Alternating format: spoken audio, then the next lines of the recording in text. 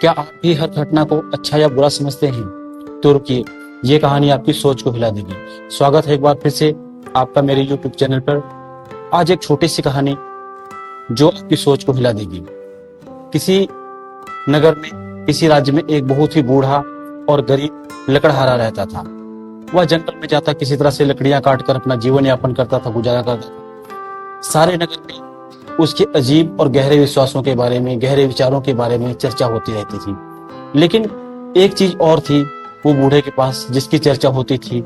वो था उसके पास एक सुंदर सफेद घोड़ा। इतना अनोखा था कि आसपास के किसी राज्य में नहीं था, किसी के पास नहीं था। यहाँ तक कि लोग उससे बहुत जलते थे।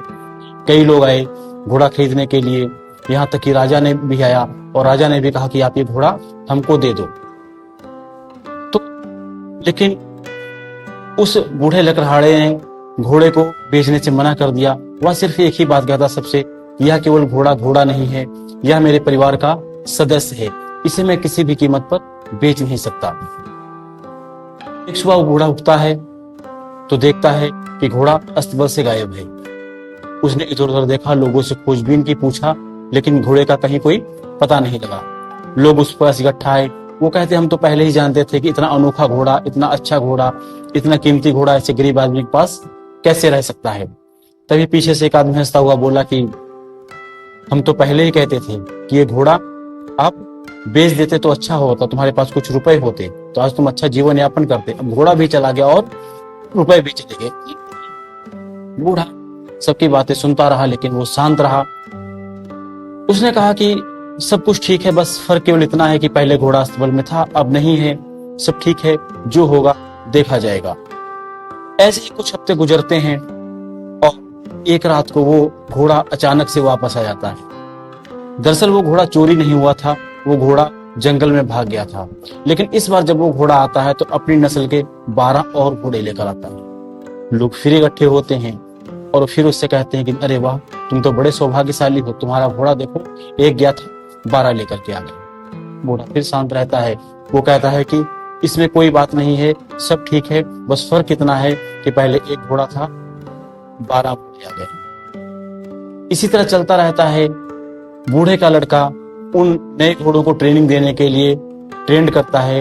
लगभग 3-4 दिन गुजरते हैं कि उन्हीं जंगली घोड़ों में से बूढ़े का लड़का गिर जाता है और उसके पैर में चोट लग जाती है। लोग फिर इकट्ठे होते हैं, अफसोस जताते हैं और कहते हैं कि देखो कैसा मनहूस घोड़े हैं, कैसे दुर्भाग्यशाली घोड़े हैं कि इसने तुम्हारे लड़के का पैर तोड़ दिया।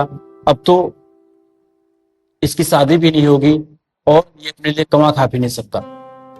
बूढ़ा उनकी बातें सुनता रहा, लेकिन बूढ़ा शांत रहा। उसने कहा फर्क केवल इतना है कि पहले ये लड़का खुद कमा के खाता था, अब इसकी जगह मुझे इसका पालन पोषण करना होगा।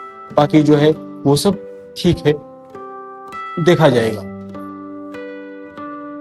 कुछ ही समय बाद उस राज्य पर किसी दुश्मन राज्य ने आक्रमण कर दिया। युद्ध होने लगा, राजा की सेना कमजोर पड़ने लगी। तो राजा ने आदेश दिया कि इस राज्य के जितने भी नौजवान हैं उनको सेना में भर्ती कर लिया जाए। सारे नौजवान सेना में भर्ती कर लिए गए, लेकिन वो बूढ़े का लड़का वो सेना में भर्ती नहीं हो गया क्योंकि उसका पैर टूटा था, वो अपाहिज था। लोग फिर उसके पास आए, कहने लगे कि देखो तुम्हारे लड़के का पैर टूटना कितना सौभाग्यशाली रहा, हमारे लड़के सेना में है, पता नहीं कल को वापस आएंगे या नहीं आएंगे। तुम्हारा लड़का यहाँ पे पैर ही टूटा है लेकिन सकुशल है और जिंदा है। उन्होंने बूढ़े से एक सवाल पूछा, कहा कि हमें एक बात बताओ कि तुम हर सुख हर दुख में, हर परिस्थितियों में एक जैसे कैसे रहते हो। बूढ़े ने कहा सबसे पहले सच्चाई को समझो। ये बात सत्य है कि तुम्हारे बेटे मातृभूमि की रक्षा के लिए गए हैं। अच्छा है या बुरा कोई नहीं जानता, लेकिन जब तक तुम हर घटना को अच्छा या बुरा कहते रहोगे तब तक दुखी रहोगे। जैसे आप किसी किताब का एक पन्ना पढ़ने से पूरी किताब को नहीं समझते, इसी तरह जीवन में किसी एक घटना के घटने से आप पूरे जीवन को नहीं समझ सकते। ये छोटी सी कहानी हमें यह सीख देती है। कहा सीख बाद में, पहले चैनल को सब्सक्राइब कीजिए और शेयर कीजिए। अगर स्टोरी अच्छी लगी तो सब्सक्राइब जरूर करना, फिर आएंगे हम, ठीक है।